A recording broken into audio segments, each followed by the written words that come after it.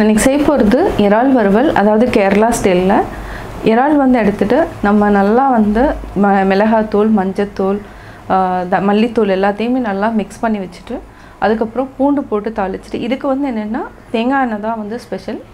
வாங்க எப்படி செய்கிறதுன்னு பார்க்கலாம். நான் இன்றைக்கி செய்ய போகிறது இறால் வறுவல், அதாவது கேரளா ஸ்டைலில் செய்ய போகிறேன். தேவையான பொருட்கள் 250 கிராம் நம்ம இறால் எடுத்துக்கலாம். 8 பல் பூண்டு, சோம்பு, தேங்காய் எண்ணெய், மிளகுத்தூள், மஞ்சள் தூள், காஷ்மீரி மிளகாத்தூள், கருவேப்பிலை, உப்பு. இப்போ எப்படி செய்கிறதுன்னு பார்க்கலாம். ஃபஸ்ட்டு நம்ம ஒரு பிளேட்டில் இறால் தனியாக நம்ம எடுத்துட்டு இதை வந்து நம்ம ஒரு 15 மினிட்ஸ் நல்லா ஊற வைக்கணும். மஞ்சள் தூள் ஆட் பண்ணிக்கலாம், ஒரு 1/4 டேபிள் ஸ்பூன். அப்புறம் மிளகாத்தூள், காஷ்மீரி மிளகாத்தூள். இது காரம் ரொம்ப இருக்காது. இதையும் நம்ம 2 டேபிள் ஸ்பூன் ஆட் பண்ணிக்கலாம்.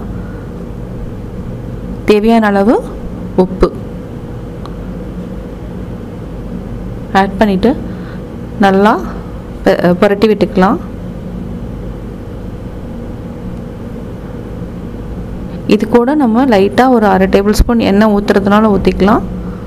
இதை வந்து நல்லா லைட்டாக நான் தண்ணி மட்டும் தொட்டிருக்கேன். நல்லா புரட்டி வச்சாச்சு. இது ஒரு 15 மினிட்ஸ் நல்லா ஊறட்டும்.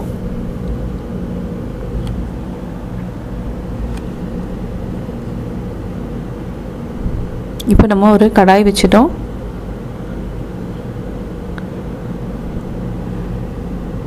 தேங்காய் எண்ணெய் ஊற்றிக்கலாம். 3 டேபிள் ஸ்பூன் வரும்.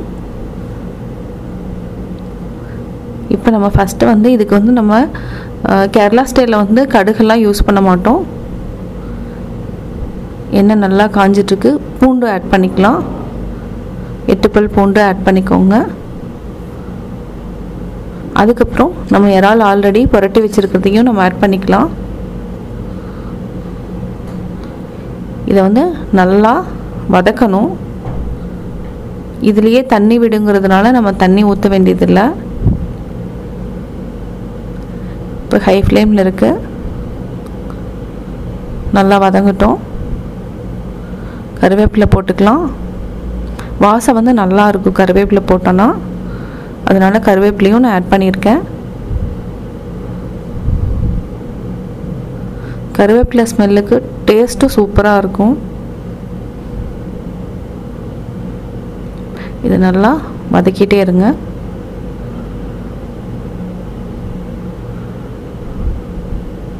இறால்லையே தண்ணி விடுங்கிறதுனால நான் தண்ணி ஊற்றலை. இப்போ நல்லா வெந்துடுச்சு. இப்போ நம்ம மிளகுத்தூள், இது வந்து என்னென்னா நம்ம வந்து நல்லா வந்து கொட்டி வச்ச மிளகுத்தூள் தான் போடுறோம். அதாவது பொடி மாதிரி வேண்டாம், அப்போ தான் வந்து கரகரன்னு இருக்கிற மாதிரி இருக்கணும். அடுத்தது சோம்பு போட்டுக்கலாம்.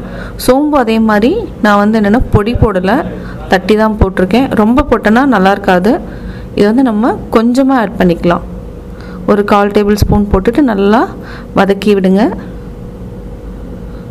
இந்த வாசனையே நல்லாயிருக்கும். இதை நல்லா பெரட்டி விட்டுட்டு இப்போ நம்ம கேஸ் ஆஃப் பண்ணிடலாம். இப்போது சுவையான இறால் வறுவல் ரெடி. இது வந்து ரச சாதம், தயிர் சாதத்துக்கு நல்ல காம்பினேஷன். நான் இறால் வறுவல் எப்படி செஞ்சேங்கிறத பார்த்தீங்க. கட்டாயம் உங்களுக்கு பிடிச்சிருக்கும். இது ரொம்ப ஈஸியாக பண்ணலாம்.